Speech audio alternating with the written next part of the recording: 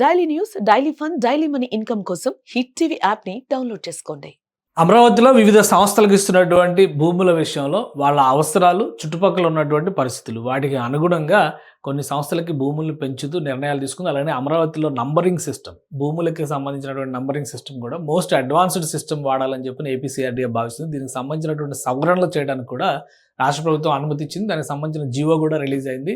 వాటికి అయ్యేటువంటి ఖర్చులు కూడా ఏపీసీఆర్డీఏ పెట్టుకోబోతుంది. ఇప్పుడు ఒక 2 సంస్థలకి సంబంధించినటువంటి భూముల కేటాయింపులో వాళ్ళకి అదనపు భూములను కేటాయిస్తూ కూడా సిఆర్డీఏ నిర్ణయం తీసుకుంది. ఆ 2 సంస్థలు ఏంటి ఒకసారి పరిశీలించేటువంటి ప్రయత్నం చేద్దాం. ఇది proposed revising the previous land allotments modified in 2025. Organisations previously allotted కొన్ని మార్పులు చేర్పులు జరిగినాయి. ఎందుకంటే రెండోసారి అమరావతి 2.0 స్టార్ట్ అయిన తర్వాత మధ్యలో రైజ్ అయినటువంటి అభ్యంతరాలు వాటన్నింటిని దృష్టిలో పెట్టుకుని కొన్ని సంస్థలు వెనక్కి వెళ్ళినాయి, కొన్ని సంస్థలు మళ్ళీ కొత్త సంస్థలు వచ్చి చేరినాయి. వీటన్ని దృష్టిలో పెట్టుకుని చూస్తే కనుక ఆల్రెడీ కేటాయించినటువంటి సంస్థల్లో కూడా మార్పులు జరిగినాయి. 2 సంస్థలకు సంబంధించి ఈ విషయంలో ఒక చేంజ్ జరిగింది. ఒకటి ప్రైవేట్ సంస్థ ఎక్స్ఎల్ఆర్ఐ అనేది ఒక ఇన్స్టిట్యూట్ మేనేజ్మెంట్ స్టడీస్లో, అది దేశంలోనే టాప్ క్లాస్ ఇన్స్టిట్యూట్ కింద పేరు పొందినటువంటిది. ఆ సంస్థకి ఇచ్చినటువంటి ల్యాండ్కి అదనంగా మళ్ళీ భూములను కేటాయిస్తూ సిఆర్డీఏ ఒక నిర్ణయం తీసుకుంది. ఎడ్యుకేషనల్ సొసైటీస్ లిస్ట్లో ఉన్నట్టు, అంటే పాత వాటిల్లో అడిషనల్గా ల్యాండ్ పొందినటువంటి సంస్థగా మనం దీన్ని చూడాల్సి ఉంటుంది. ఐనోవోల్లో దీన్ని డిసైడ్ చేశారనమాట. ఐనోవోల్లో ఈ ల్యాండ్ని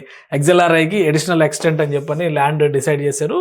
11.79 ఎకరాల భూమిని, ఆల్రెడీ 50 ఎకరాల భూమిని ఇంతకు ముందర అలాట్ చేశారు. ఇప్పుడు 11.79 ఎకరాలు ఐనోవోలు మందరం సర్వే నంబర్స్ దానిలో ఉన్నటువంటి దీనికి ఇది 50 lakhs per acre on free hold అనమాట.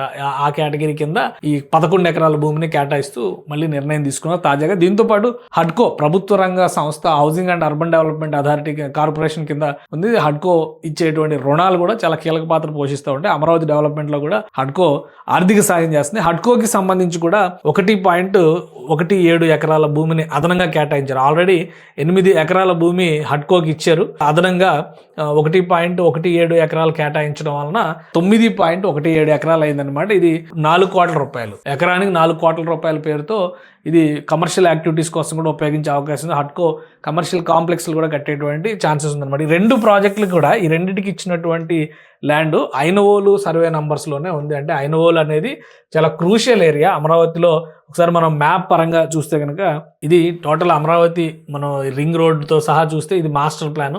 సో ఈ మాస్టర్ ప్లాన్ ఏరియాలో మీరు క్లియర్గా చూడండి, ఇక్కడ సెంట్రల్ పాయింట్లో కనిపిస్తుంది. సెంట్రల్ పాయింట్లో ఉండేది ఐనోవోల్ అయితే గవర్నమెంట్ కాంప్లెక్స్ ఇటువైపు వస్తుంది. ఇప్పుడు కొత్తగా డెవలప్ అవుతున్నటువంటి గవర్నమెంట్ కాంప్లెక్స్, ఆల్రెడీ రన్ అవుతున్నటువంటి వెలగపూడి సెక్రటేరియట్ అది ఈ ప్రాంతంలో ఉంటుంది అనమాట. సో వీటిని రెండింటిని దృష్టిలో ఉంచుకుని ఇది చాలా ప్రైమ్ ఏరియా. ఫస్ట్ కుదరకపోయినప్పటికీ కూడా కుదిరించుకుని మరి ఇవ్వాల్సిన పరిస్థితి ఏర్పడింది. ఇది గవర్నమెంట్ కాంప్లెక్స్, ఇక్కడ కనిపిస్తున్నటువంటి గవర్నమెంట్ కాంప్లెక్స్ ఇది ఐనోవోలు ఏరియా ఈ ప్రాంతంలో వస్తుంది. కాబట్టి ఇక్కడ రిజర్వ్ బ్యాంక్ ఆఫ్ ఇండియాకి, వాటి చిన్మయి మిషన్కి, వీటికి భూములు కేటాయించినటువంటి ఇది ఉంది. సో ఆ ప్రాంతంలోనే వీటికి రెండింటి కూడా అదనపు భూముల్ని కేటాయించింది. ఎక్స్ఎల్ఆర్ఐ ఏమో ఎడ్యుకేషనల్ ఇన్స్టిట్యూషను త్వరలో నిర్మాణాన్ని ప్రారంభించే దిశగా అడుగులు వేస్తుంది. హడ్కో స్పెషల్ రిక్వైర్మెంట్ కింద మళ్ళీ ఒక 1.17 ఎకరాలని తీసుకుంది. సో ఈ మధ్య కాలంలో కొత్త అలాట్మెంట్స్ జరుగుతున్నాయి. పాత వాటికి సంబంధించినటువంటి క్లారిటీ ఆల్రెడీ ఇచ్చేసింది ఏపీసీఆర్డీఏ రాష్ట్ర ప్రభుత్వం.